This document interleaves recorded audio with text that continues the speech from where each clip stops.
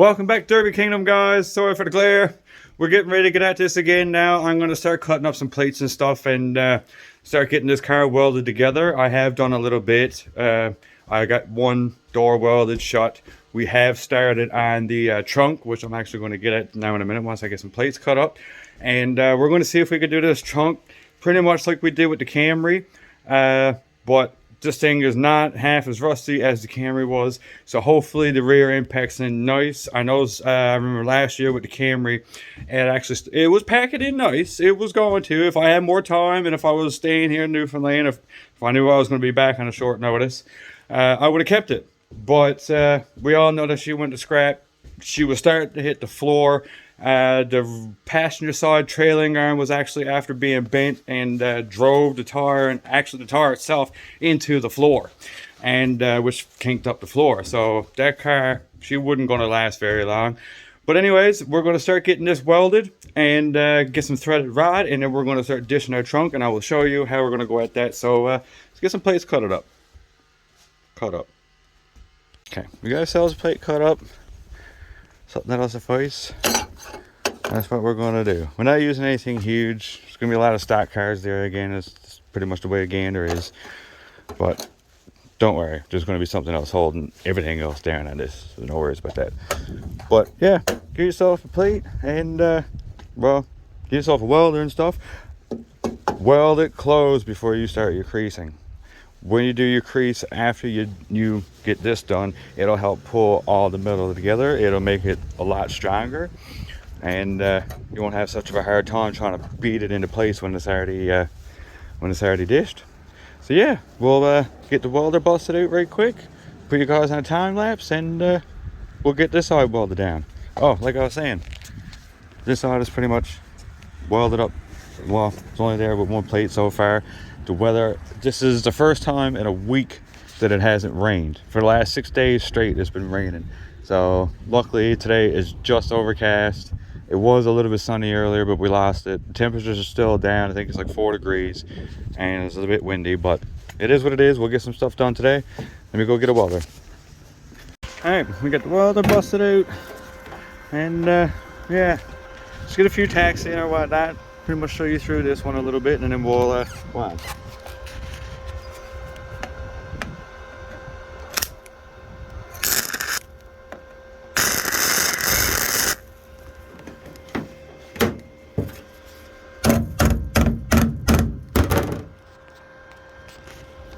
Not good welder. I'm not a welder by any means, boys.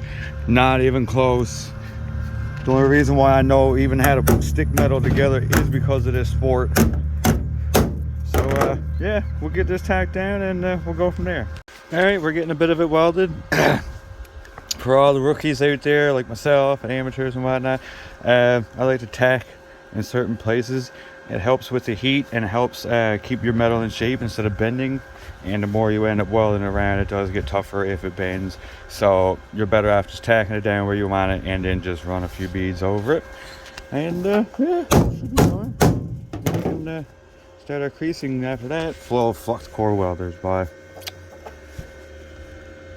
Makes it look like garbage, but it's whatever. It's whatever. It's a derby car. It's all going to be mashed in. So let's get this welded up and that'll be this side done. Welcome back, folks. It's a beautiful day. We're getting lots of work done on this thing. I just wanted to come in and show you a bit. Got a little bit more creasing done, but I think what I'm going to do here, what I've done before, I got some big blocks of wood. I'm going to ratchet strap it to the side of it, and I'm actually going to hit the wood, I guess, instead of the car itself. See if I can try to box it in a little bit more, and then I'll come back with a ball peen and just tighten up the metal a bit. We got that door patched up. I got the seat moved out of it so we can have it unplugged. I don't know if there's any airbags in this thing. There's in the seat itself. It's not saying there is.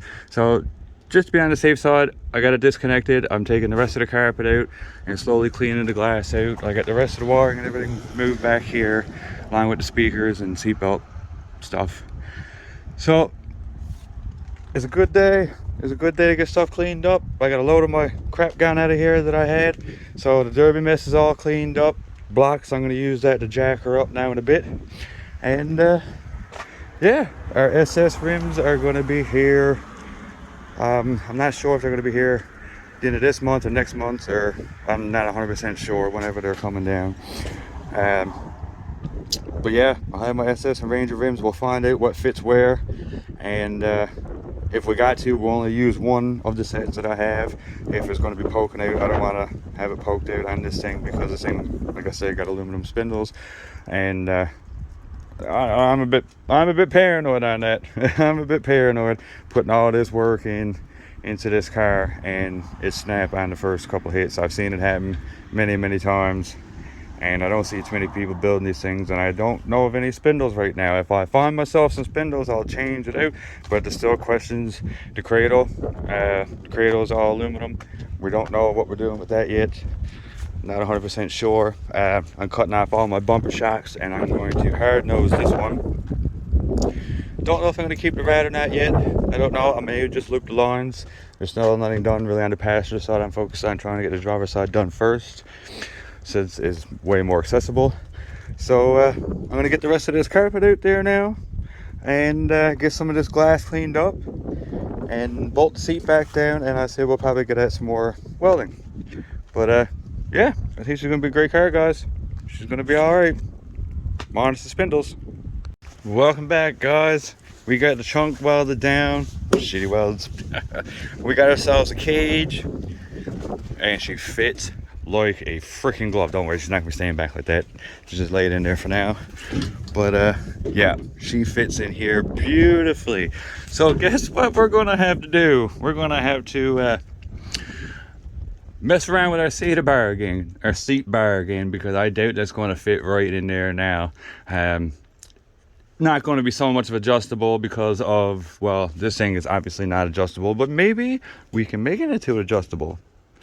Probably won't be for this car, but maybe for the next car, who knows. So we will still keep the seat bar adjustable. We just have to trim it down a bit and get some threaded rods through it to keep it in place. And who knows, maybe I might set my gas tank up on it, get it up off the floor. We'll see what happens.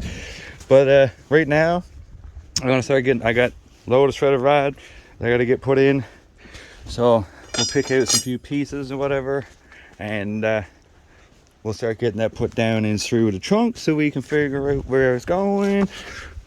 I think it's gonna do all right, because it's gonna come right down into the frame there, so I think it's gonna do best time. So I think my battery's almost dead. Yeah, it's dying. So we'll get another battery, and we'll start getting that dropped in. Alright guys, I'm going to cut in here for a quick minute. I just got a word today. Like I said, I don't know anything about these vehicles. I don't know a thing.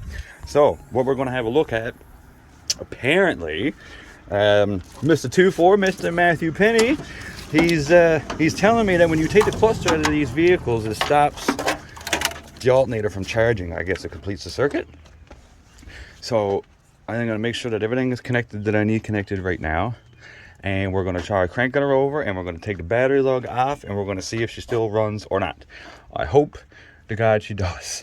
The cluster, I don't know if I got it thrown out already. It might already be gone. If it is, I guess I'll just have to look through the pinouts and cross some wires, or just say to hell with the alternator and throw 2 batteries in it. So we're going to go grab a battery, and then we're going to go and see if this thing's going to start up. Okay, we got a battery. Let's get her hooked up right quick here now and see what happens. Positive first, boys and girls. Positive first. You don't get negative until later. And they're all bunched up. I gotta say, side note, for the battery lugs in these Impalas, they're not fun to work with. They don't give you barely any wire. It's honestly, it's a battle just to get the battery in this thing, because yeah, I haven't gotten this far yet. But the whole getting it put inside the cab, there should be enough there to just get her to turn over and start and see what happens. All right, let's try it. I hope and pray that steering wheel's in the way. I hope and pray that's not the case. Find out here now, I guess.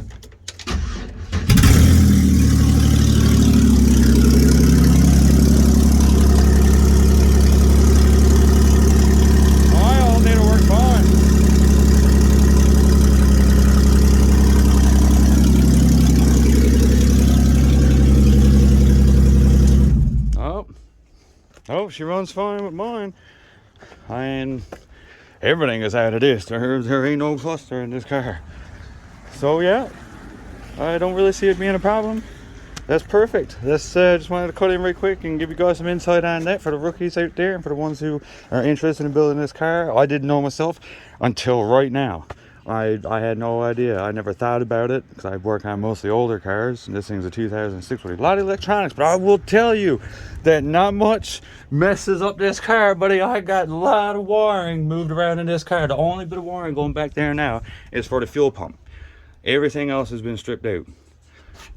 So yeah, and I've got a lot of stuff around here unhooked and unclipped and shoved up around. So yeah, these cars are easy to work on, guys. They're pretty good. And for my car anyways, this is a 2006 Chevy Impala LS, whatever in the world that stands for. Obviously nothing big because you don't have any options or anything. She had AC and power windows and a power seat, which I'm not a fan of. But yep, no cluster needed for mine. Anyways, guys, we'll see you on the next one.